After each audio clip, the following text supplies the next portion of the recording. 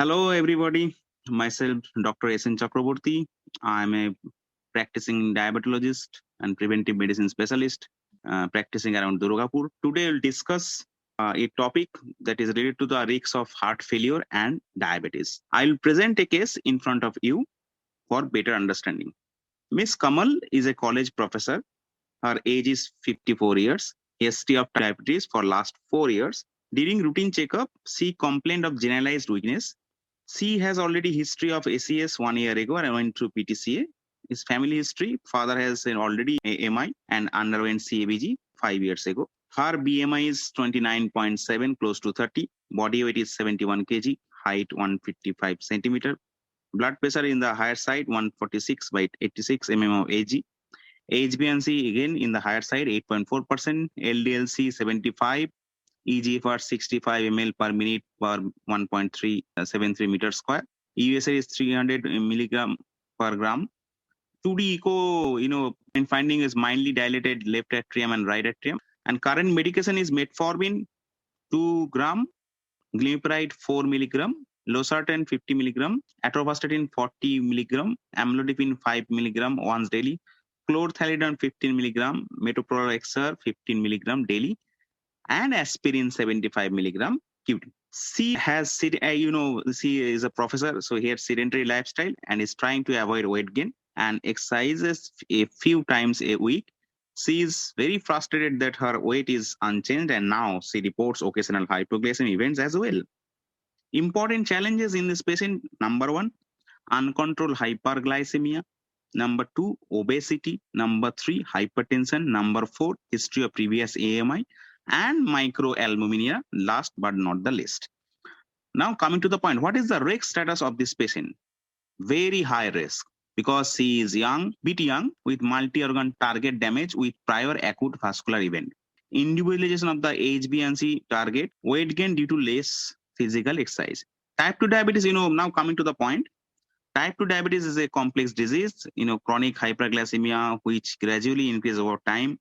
Type 2 diabetes is associated with either severe risk factors such as abdominal obesity, arterial hypertension, dyslipidemia, thrombogenic status, low-grade inflammation, oxidative stress. These risk factors accelerate the atherosclerosis, result in the cardiovascular diseases like coronary heart disease, stroke, and peripheral arterial disease. Almost 2/3 of the patient with type 2 diabetes will die from CVD and almost half from CAD.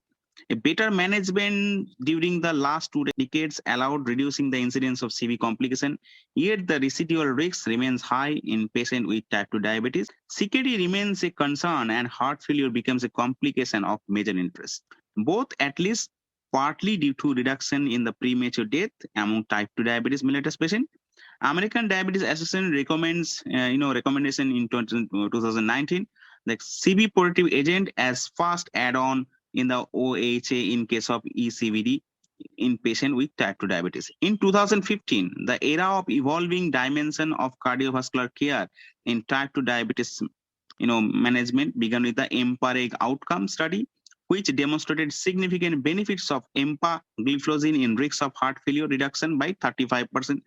Among participants with a baseline history of heart failure, empagliflozin was associated with a numerically lower rate of heart failure and CV death, with no heterogeneity between the participants and without baseline heart failure. Among participants who had an initial heart failure, empagliflozin was associated with a near twofold reduction in the risk of subsequent CV death or heart failure. It is possible that SGLT2 inhibitors might prevent the development of heart failure in diabetic patients.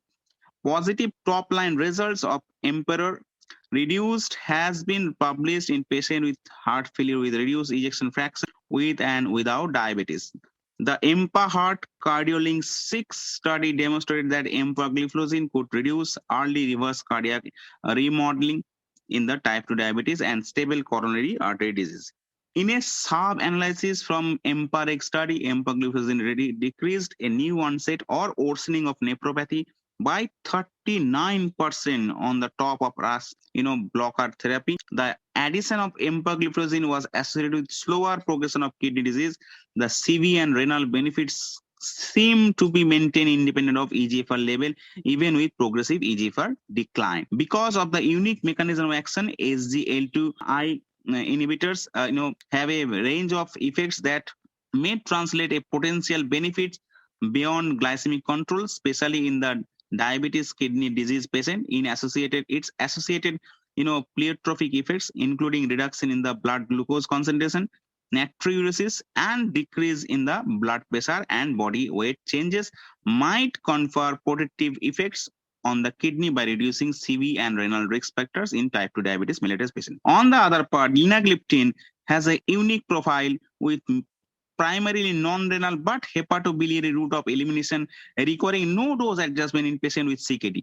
Carmelina, landmark trial study, which is a linagliptin CV outcome study, confirmed that linagliptin reduced the progression of albuminuria by 14%, reduced risk for progression of albuminuria. The combination effects in a suitable component in strategy to achieve the target HbA1c without hypoglycemia and weight gain. In the add-on to metformin trial, confirmed hypoglycemic adverse events occurred with an incidence of 2.2 and 3.6% with EMPA-LINA, 10 by 5 or 25 by 5 milligram fixed dose combination. A reduction in the incidence of genital infection associated with the SGLT2 inhibitor has been reported when a DPP4 inhibitor is added, perhaps because of better glucose control, although other possible mechanisms remain to be investigated. Additionally, it will reduce the daily pill burden in the population, potentially improving adherence to and optimizing the benefit of treatment of diabetes